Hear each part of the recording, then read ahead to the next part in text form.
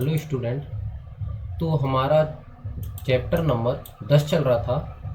देखिए यहाँ पर हमारा चैप्टर नंबर 10 चल रहा था, मानव नेत्र तथा रंग बिरंगा संसार। तो अगर हम इस चैप्टर की बात करें तो इस चैप्टर के हमने काफ़ी क्वेश्चन कर लिए थे।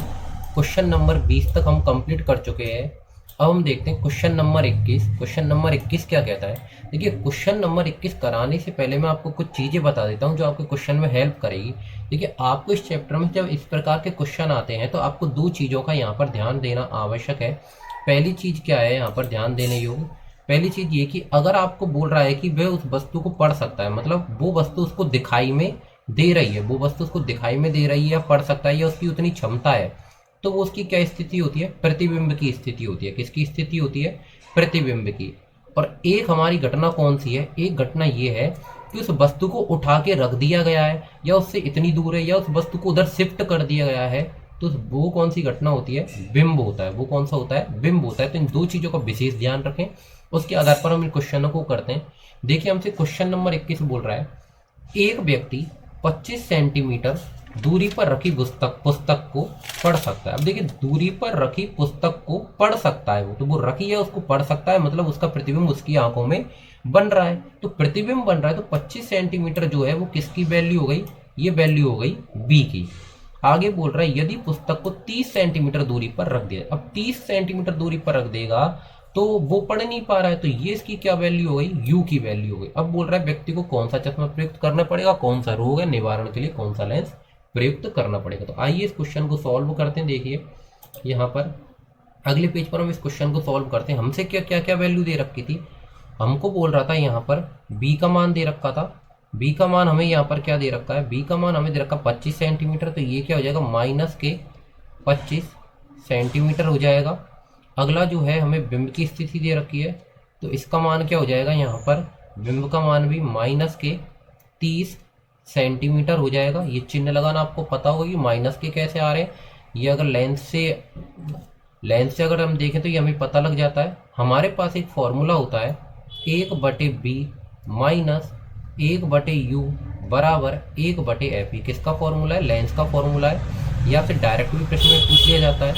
अगर हम इसको सॉल्व करेंगे तो यहाँ से क्या जाएगा, 1/b का मान क्या है माइनस के 25, माइनस माइनस क्या हो जाएंगे प्लस, तो 1/, प्लस कैसे, ही माइनस का 30 लिखने वाला हूँ तो मैंने इसको प्लस कर दिया पहले ही, तो ये 30 हो गया और 1/f हो गया। आगे देखते हैं 25 और 30 की अगर हम देखें तो 25 और 30 में यहाँ पर एलसीएम क्या जाएगा, 25 गुणा 30, तो ऊपर क्या बच जाएगा माइनस के 30 प्लस 25, किसके बराबर चल रहा है ये, 1/f के बराबर। आगे देखते हैं आगे क्या है यहाँ पर। देखिए तो 30 और 25 क्या आ जाएगा, माइनस के 5 आ जाएंगे बटे 25 गुणा 30 करेंगे तो क्या हो जाएगा 750 हो जाएगा। किसके बराबर है, 1/f के बराबर है। इसको काटोगे तो क्या हो जाएगा, 1/f बराबर माइनस के 1/150 हो जाएगा। तो f बराबर क्या आ गया यहाँ से आपके माइनस के 150 सेंटीमीटर आ गया। तो f बराबर यहाँ पर क्या आ गया, f बराबर माइनस के 150 आ गया। तो f बराबर जब माइनस के 150 आ गई तो इस बात का मतलब क्या है, देखिए जब फोकस दूरी यहाँ पर किस में आ रही है, माइनस में आ रही है। फोकस दूरी किस में आ रही है, माइनस में आ रही है। तो हमने पढ़ा है कि जब लेंस की फोकस दूरी माइनस में आती है तो लेंस कौन सा होता है, अवतल लेंस होता है। कौन सा लेंस होता है, अवतल लेंस होता है। तो हम बता सकते हैं कि वो उसमें कौन सा लेंस प्रयुक्त करना पड़ेगा, अपतल। अच्छा अगर फोकस दूरी पॉजिटिव होती तो कौन सा लेंस प्रयुक्त करना पड़ता, उत्तल लेंस। दूसरी चीज हमसे यहाँ पर रोग के लिए पूछ रहा है, तो आपको याद होगा कि अपतल लेंस कौन सा रोग में काम में लेते हैं हम, निकट दृष्टि दोष, निकट दृष्टि दोष। तो ये दोनों आंसर हो गए, अपतल लेंस काम में लेंगे और निकट दृष्टि दोष होगा। तो ये क्वेश्चन सॉल्व इस तरह से होगा। अगला क्वेश्चन देखते हैं, हमारा अगला क्वेश्चन क्या है। अगला क्वेश्चन हमसे यहाँ पर पूछ रहा है, इसको थोड़ा क्लियर करते हैं। मोतियाबिंद रोग का कारण क्या है। तो देखिए मोतियाबिंद रोग के अगर कारण की बात करें तो जो लेंस होता है, अगर हम यहाँ पर थोड़ा सा लेंस की बात करें तो लेंस जो होता है हमारे आंखों का, वो यहाँ पर फाइबर और प्रोटीन का बना होता है। लेंस फाइबर और प्रोटीन का बना होता है। तो ये फाइबर और प्रोटीन है, ये क्या होता है, टूटना प्रारंभ हो जाता है, जिसकी वजह से हमारी जो नज़र है, जो लेंस है वो बादल टाइप का कुछ दिखने लग जाता है, या फिर क्या हो जाती है, धुंधली हो जाती है। कैसी हो जाती है, धुंधली हो जाती है यहाँ पर। अच्छा, यहाँ पर कारण पूछ रहा है, तो अगर हम कारण जानने की कोशिश करें तो देखिए इसका एक कारण बीपी हाई भी है, ये जो ब्लड प्रेशर हाई होता है उसकी वजह से भी हो जाता है। दूसरे कारण की अगर हम बात करें तो दूसरा कारण यूवी रे भी है। यूवी रे मतलब जो पराबैंगनी किरणें हैं उनकी वजह से भी हम ज़्यादा संपर्क में रहते हैं अगर पराबैंगनी किरणों के, तो उसकी वजह से भी ये घटनाएं हो जाती हैं। अगर हम उसके बाद बात करें यूवी रे के बाद, तो अगर हम क्या होते हैं, कई बार बीमार हो जाते हैं तो हम क्या करते हैं, कुछ दवाओं का अधिक सेवन कर लेते हैं, दवाओं के अधिक सेवन, दवाओं के अधिक सेवन, तो उससे भी क्या हो जाती है, हमारे मोतियाबिंद रोग हो जाता है। एक दो तीन, ये तीन कारण है हमारे रोग होने के मेनली। आगे देखते हैं, तो मोतियाबिंद रोग का हो गया। अगला क्वेश्चन देखते हैं, अगला क्वेश्चन क्या है। अगला क्वेश्चन है हमारा, आप ये कैसे दर्शा सकते हैं कि सूर्य का प्रकाश 7 वर्णों से मिलकर बना है। और अगर आप क्वेश्चन नंबर 24 देखें तो मानव नेत्र का नामांकित चित्र है, आपको आता होगा, आपकी किताब में दे रखा है। और इसके बाद अगला क्वेश्चन देखेंगे तो यहाँ पर पूछ रखा है वर्ण विक्षेपण क्या है, वर्णों का क्रम लिखिए और रेखा चित्र के माध्यम से वर्ण विक्षेपण की घटना समझाइए। तो क्वेश्चन नंबर 23 और ये दोनों क्वेश्चन हम इनको एक साथ कंप्लीट करते हैं। देखिए इन क्वेश्चनों को देखते हैं। यहाँ पर देखो, इसको घटना को पूछ रहा था कि ये घटना कैसे होती है, तो देखिए यहाँ पर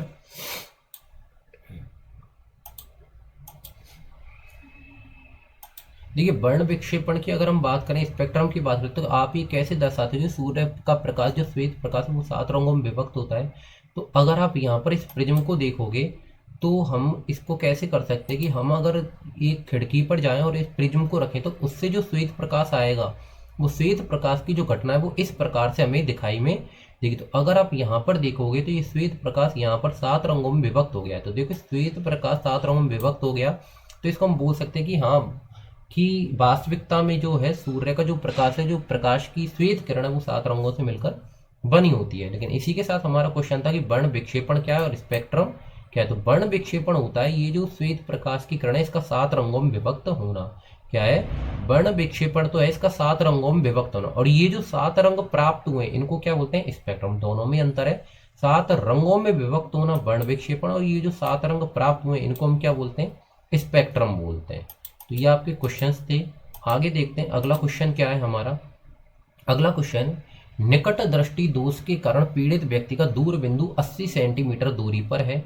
इस दोष को संशोधित करने के लिए आवश्यक एक लेंस की प्रकृति व क्षमता क्या होगी। अब देखो क्वेश्चन को ढंग से पढ़िएगा, क्या बोल रहा है, दूर बिंदु 80 सेंटीमीटर दूरी पर है, मतलब उसको 80 सेंटीमीटर दूरी पर दिखाई में दे रहा है। और जब तक 80 सेंटीमीटर दूरी पर दिखाई में दे रहा है, आप क्या बोलोगे कि ये उसकी किसकी स्थिति है, प्रतिबिंब की स्थिति है। किसकी स्थिति है, प्रतिबिंब की स्थिति है। तो प्रतिबिंब की स्थिति है, तो अगर दूर बिंदु की बात हो रही है तो दूर बिंदु की बिंब की स्थिति हम क्या मान लेंगे, इनफाइनाइट मान लेंगे। तो देखिए इस क्वेश्चन को करते हैं हम। इस क्वेश्चन को कैसे करेंगे, देखिए यहाँ पर आपको यहाँ पर क्या दे रखा है, प्रतिबिंब की स्थिति दे रखी है b बराबर -80 सेंटीमीटर। अगर हम u की बात करें तो दूर बिंदु की बात करें तो हम क्या मान लेंगे, माइनस के, इनफाइनाइट। हमारे पास लेंस का सूत्र है फिर से 1/b माइनस 1/u बराबर 1/f। तो 1/b की अगर बात करें तो b का मान क्या है हमारे पास, -80 माइनस 1/u का मान माइनस में, तो इसको मैं प्लस कर देता हूँ। ये क्या हो जाएगा, इनफाइनाइट बराबर 1/f। 1/f यहाँ पर देखोगे तो 1/इनफाइनाइट तो 0 हो जाएगा, तो क्या बचेगा, 1/f बराबर माइनस के 1/80। तो मैं यहाँ पर लिख देता हूँ डायरेक्ट, f बराबर क्या हो गया, -80। ये जो आया है किस में आया है, सेंटीमीटर में आया है। जो यहाँ पर ये क्या आ गई, फोकस दूरी आ गई, क्या आ गई, 80 सेंटीमीटर आ गया। यहाँ पर हम थोड़ा सा, यहाँ पर हमें लेंस की क्षमता की भी ज़रूरत पड़ेगी, तो लेंस की क्षमता निकाल लेते हैं। P बराबर 1/f। तो P का मान निकालना है, तो F का मान, यहाँ पर ध्यान रखना P का जो मात्रक होता है वो होता है डायप्टर। लेकिन कब होता है, जब फोकस दूरी किस में होती है, मीटर में होती है। हमारे पास किस में, सेंटीमीटर में। हमारे पास किस में, यहाँ पर सेंटीमीटर में। तो हमें किस में चाहिए, मीटर में चाहिए। तो मीटर में करोगे 100 का भाग दोगे तो यहाँ पर फोकस दूरी आपकी क्या बन जाएगी, 0.80। किस में, माइनस का चिन्ह लग जाएगा। तो P बराबर है, तो इसमें भाग दोगे तो क्या हो जाएगा, 1.25 डायप्टर। लेकिन आंसर किस में आएगा, माइनस में आएगा, आंसर किस में आएगा यहाँ पर माइनस में आएगा। तो ये आपकी क्या आ गई, क्षमता आ गई। अगर क्षमता को यहाँ पर ध्यान से देखोगे तो क्षमता किस में है, माइनस में है। तो इसके लिए जब क्षमता माइनस में होती है तो कौन सा लेंस होता है, अवतल लेंस होता है। जब क्षमता माइनस में होती है तो कौन सा लेंस होता है, अवतल लेंस होता है। तो ये क्वेश्चन यहाँ पर ख़त्म होता है। देखिए आगे अगला क्वेश्चन देखते हैं। अगला क्वेश्चन क्या है, देखिए यहाँ पर आपको लग रहा है कि सर क्षमता निकालने की क्यों ज़रूरत थी, जब हमने यहाँ पर अगर आप ध्यान दोगे तो फोकस दूरी माइनस में, तो हमें फोकस दूरी से भी पता है यहाँ पर माइनस आ गई। तो लेंस तो कौन सा होगा, अवतल लेंस होगा। लेकिन आप क्वेश्चन को देखोगे यहाँ पर, तो आपने क्वेश्चन को देखे यहाँ पर, क्वेश्चन में पूछ रखा है क्षमता क्या होगी, तो हमसे प्रश्न में पूछा हुआ है क्षमता क्या है, इसलिए हमने यहाँ पर क्षमता निकाली है। अगला क्वेश्चन है हमारा निकट दृष्टि दोष और दूर दृष्टि दोष को समझाने के लिए बोल रहा है। तो निकट दृष्टि दोष और दूर दृष्टि दोष को देखते हैं क्या है, और इनके चित्र भी हमसे पूछ रहा है। देखिए ये क्या है, निकट दृष्टि दोष और दूर दृष्टि दोष। तो देखिए इसको समझने की कोशिश करते हैं, निकट दृष्टि दोष और दूर दृष्टि दोष। देखिए इसमें कुछ पॉइंट अगर आप इनको इसी तरह से समझने की कोशिश करेंगे और इसी तरह से याद करेंगे तो आपको ये बड़ी आसानी से याद हो जाएगा। इंपॉर्टेंट क्वेश्चन है, पेपर में काफ़ी बार पूछा जा चुका है। निकट दृष्टि दोष और दूर दृष्टि दोष की अगर हम बात करें तो इसमें जस्ट उल्टा होता है। अगर निकट दृष्टि दोष है दूर की वस्तु नहीं दिखाई में देगी, दूर दृष्टि दोष है तो निकट की वस्तु नहीं दिखाई में देगी।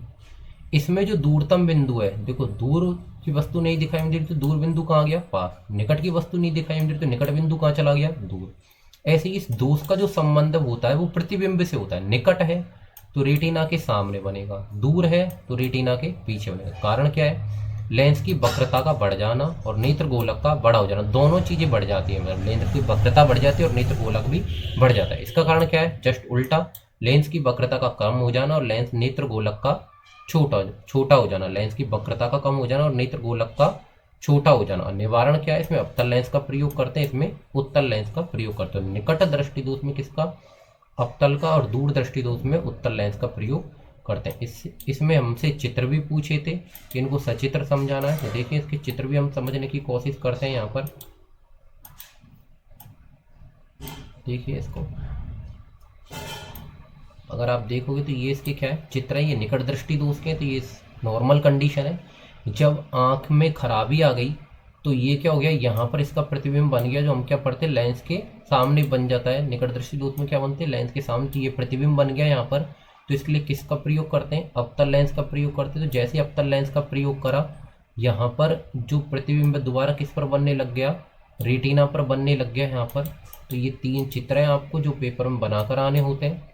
उसके बाद हम दीर्घ दृष्टि दोष को देखें यहाँ पर, तो दीर्घ दृष्टि दोष की देखिए दूसरी कंडीशन को, यहाँ पर प्रतिबिंब कहाँ पर बन रहा है, रेटिना के पीछे। ये रेटिना रहा, ये रेटिना के पीछे बन रहा है, दृष्टिपटल भी बोल सकते हैं। यहाँ पर कौन से लेंस का प्रयोग करते हैं, उत्तल लेंस का प्रयोग करते हैं। देखिए जैसे उत्तल लेंस का प्रयोग करा, इसने जो प्रकाश की किरण है इनको शिफ्ट कर दिया यहाँ पर, और प्रतिबिंब कहाँ पर बनने लग गया, रेटिना पर बनने लग गया, बोल सकते हैं किस पर बनने लग गया, दृष्टिपटल पर बनने लग गया। तो ये दोनों आपके चित्र थे। देखिए इनको, ये यहाँ पर आपका ये आपका क्या था, निकट दृष्टि दोष था। देखिए ये निकट दृष्टि दोष था और ये चित्र थे आपके। तो ये आपके सारे क्वेश्चंस थे। देखिए ये आपका लास्ट 26 और 27 का क्वेश्चन था। तो ये सारे क्वेश्चंस पूरे हो गए। इस चैप्टर में लगभग सारे क्वेश्चनों की मदद से हमारा पूरे चैप्टर का रिवीजन भी हो चुका है। तो उम्मीद करता हूँ आपको समझ में आया होगा। धन्यवाद।